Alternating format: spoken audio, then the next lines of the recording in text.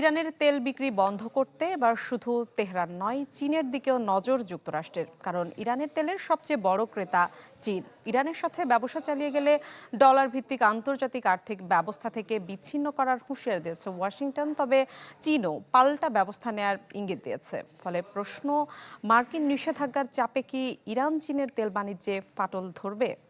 নগদ নিয়ে এলো হার না মানা হার অফার। সর্বনিম্ন 10,000 টাকা রেমিটেন্স নগদে পাঠালে থাকছে স্বর্ণের হার জেতার সুযোগ।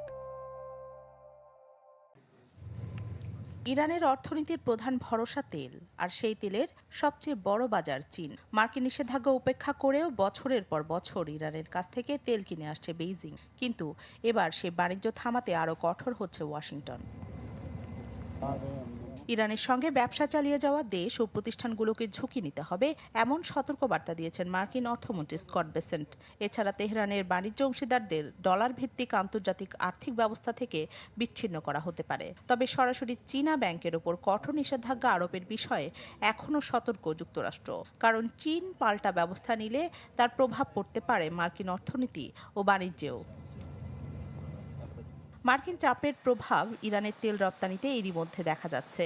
কেপলারের তথ্য বলছে, ফেব্রুয়ারিতে চীনে ইরানের অপরিশোধিত তেল সরবরাহ ছিল দিনে প্রায় 15,70,000 ব্যারেল। মার্চে তা সামান্য কমে দাঁড়ায় 14,70,000 ব্যারেলে। এরপর শুরু হয় বড় পতন। জুনে সরবরাহ নেমে আসে 7,85,000 ব্যারেলে। জুলাইয়ে কিছুটা বাড়লেও আগস্টে এখন পর্যন্ত তা নেমে দাঁড়িয়েছে মাত্র 5,34,000 ব্যারেলে। তবে চীন এখনও ইরানের তেল কেনা বন্ধ করেনি। মূল ক্রেতা চীনের ছোট স্বাধীন শোধনাগারগুলো। কম দামে ইরানি তেল পাওয়ায় এসব রিফাইনারি তেহরানের তেলের প্রতি আগ্রহী। অন্যদিকে চীনের বড় রাষ্ট্রীয় শোধনাগারগুলো 2019 সাল থেকেই ইরানি তেল এড়িয়ে চলছে। কারণ মার্কিন নিষেধাজ্ঞার কারণে ডলার ভিত্তিক আন্তর্জাতিক আর্থিক ব্যবস্থা থেকে বিচ্ছিন্ন হওয়ার ঝুঁকি তারা নিতে চায় না। ইরানি তেল চীনে পৌঁছাতে ব্যবহার করা হয় জটিল বাণিজ্যিক নেটওয়ার্ক। কখনো মালয়েশিয়া বা ইন্দোনেশিয়ার তেল হিসেবে পরিচয় গোপন করে তা পাঠানো হয়, লেনদেনও করা হয় চীনা মুদ্রায়।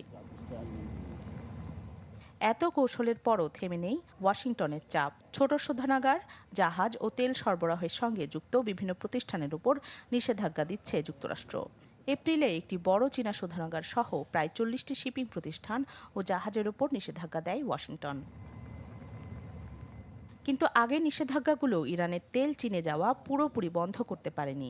এবার তাই প্রশ্ন, বড় চীনা ব্যাংকগুলোর ওপর সরাসরি নিষেধাজ্ঞা দিলে পরিস্থিতি কতটা বদলাবে? বেইজিং অবশ্য আগেই জানিয়ে দিয়েছে, একতরফা নিষেধাজ্ঞা মানবে না তারা। চীনের স্বার্থ রক্ষায় নেবে প্রয়োজনীয় পদক্ষেপ।